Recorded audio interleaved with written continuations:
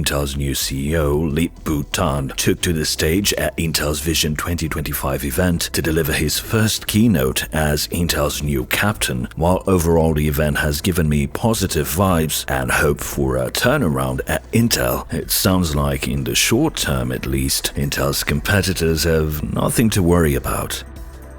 Today's sponsor, URCDkeys.com, are having an Easter Super Sale offering 100% official OEM Windows 11 Pro and Microsoft Office keys for just over $20 when you use my coupon code C25 for an extra 25% off the listed price. If you buy a Windows key directly from Microsoft, you can pay up to $150 depending on your region, and that's for a home edition license. But if you buy an OEM Windows 11 Pro key from URCDkeys.com, you'll only have to pay $21 and a few cents if you use my coupon code C25, and that's for Windows 11 Pro. These keys work globally, and you'll get them within minutes. You can pay with a credit card or with PayPal. After purchasing, go to your purchased orders page and copy the key, and then on your Windows install, type in the search activate and enter your key in the appropriate field. That's it, your Windows is now activated, and you can change your wallpaper and customize windows and all that. You can also get Office 2021 Professional Plus at a massive discount if you use my coupon code C25 for 25% off. Check the links in the description for your cheap official OEM keys from URCDkeys.com.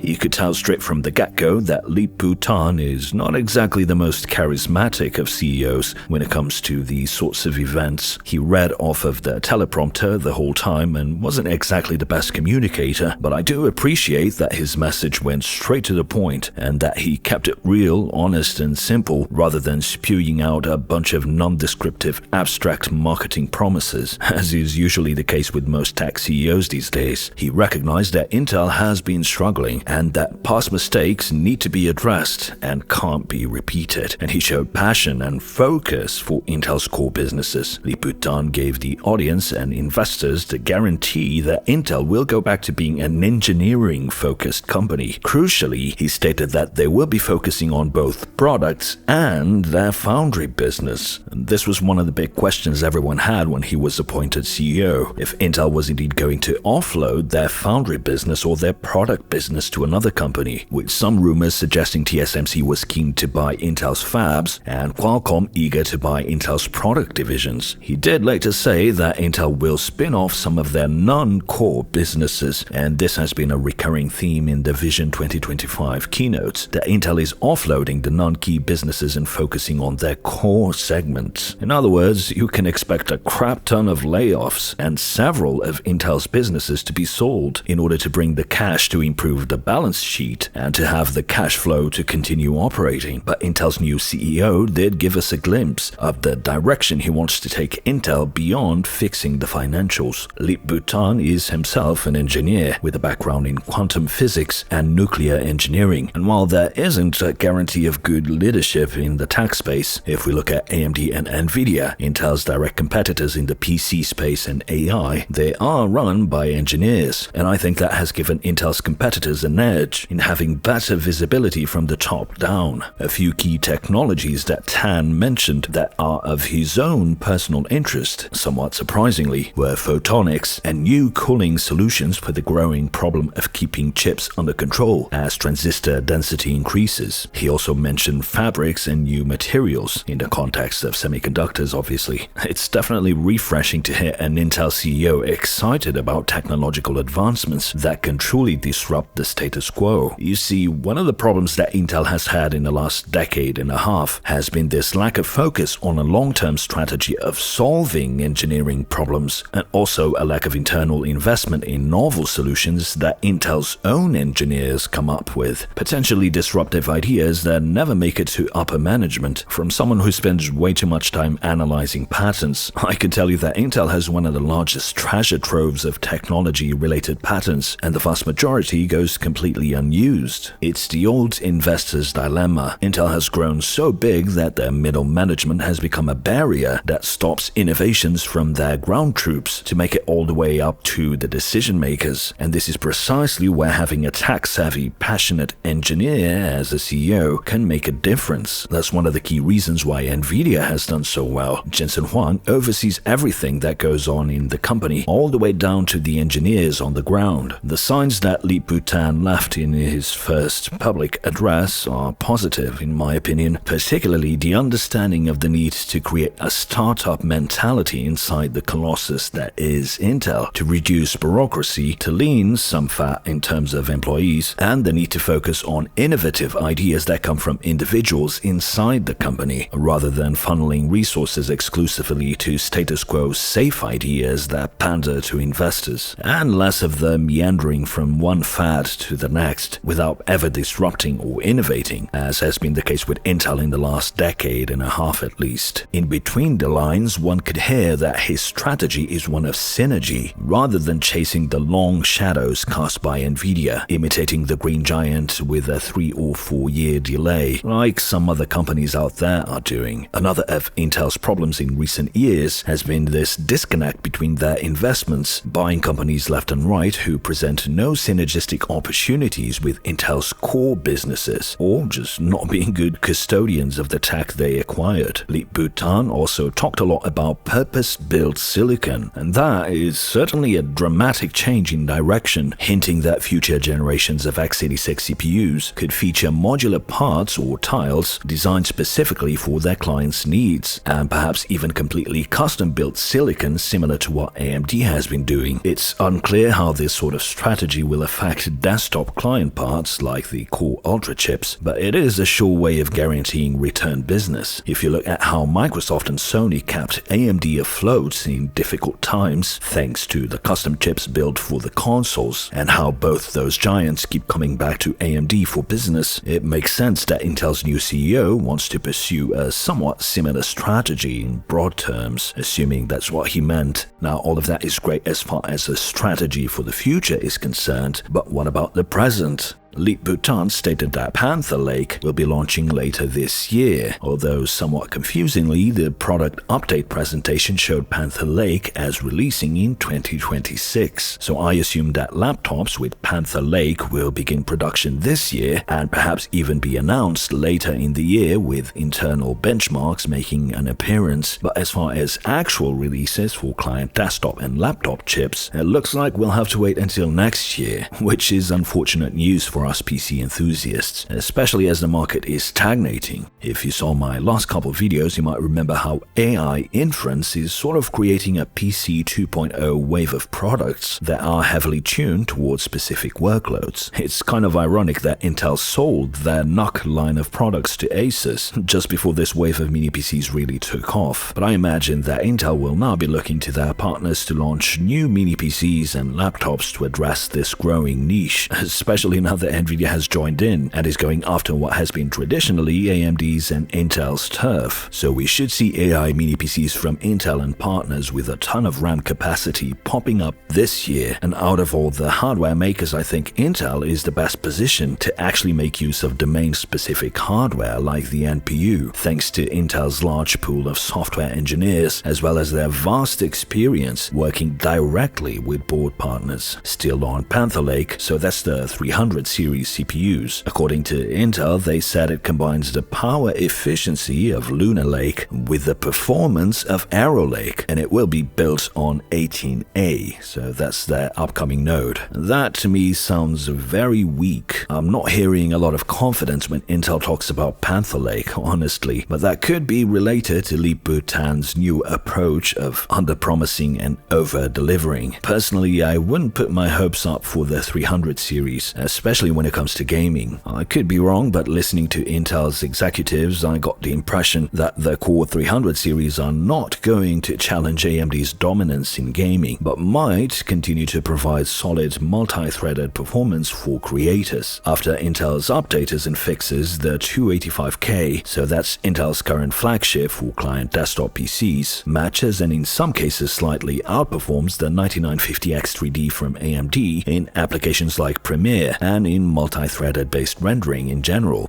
but crucially lags behind in gaming by a massive 30 to 35% on average. And I don't think that will change much with Panther Lake. Games are very cache sensitive, and AMD's slab of silicon for extra cache on top of their chips is not going to be something that Intel can challenge unless they add 3D stacking also. Also, Intel's 18A node is not exactly a giant leap compared to 20A, so don't expect a huge leap in performance from the 385K compared to the current 285K flagship. Having said that, I don't think Intel needs to beat AMD in gaming for the 300 series chips to be successful. As people transition to 1440p and especially 4K, the real-world differences between CPUs are becoming less obvious in gaming workloads, unless we're talking about competitive shooters. I think Intel has a very solid product for creators already in the 285K, and by the way, I will be building a 285K system here on the channel very soon, so stay tuned for that. And if Intel can revert some of the questionable design decisions of the 200 series, they can market the 300s as great productivity chips that can also perform well at 4K gaming. Just don't mention 1080p gaming and esports. I don't think we'll see more than a 10% improvement overall from the 200s to the 300s, in latency-sensitive workloads especially, but it's possible that we'll see a bigger jump in productivity workloads. Maybe we'll even see an increase in core count. Now, one thing I found extremely disappointing from Intel's presentations in this event is the lack of any new information regarding discrete GPUs. There were no new ARC-related announcements, although we did see the ARC GPUs in the core businesses slide that Intel is planning to focus on. I mean, it's clear by now that Intel will continue to invest in ARC GPUs in some capacity, but I get the feeling that they will exclusively focus on efficiency when it comes to GPUs, with AI, automotive, and laptops being the primary target for their efforts in GPU land. I mean, if Intel was planning to take on Nvidia in gaming, I think they would have made that clear, and I think they would have featured the ARC GPUs more prominently. The silence regarding discrete GPUs indicates to me that as far as desktop PC gamers are concerned, Intel will give us, at best, the byproducts of GPUs made for other purposes, like laptop graphics and other efficiency-sensitive applications. I hope that's not the case, but I wouldn't keep my hopes up of seeing a high-end ARC GPU anytime soon. So what will happen to Intel now that they've settled on a new CEO? I think Lip-Bu Tan seems committed to a long-term strategy, and that's the best we could hope for. I don't think he came in to just prepare the company to be split and sold. He truly seems committed to turning things around and to taking Intel back to the top,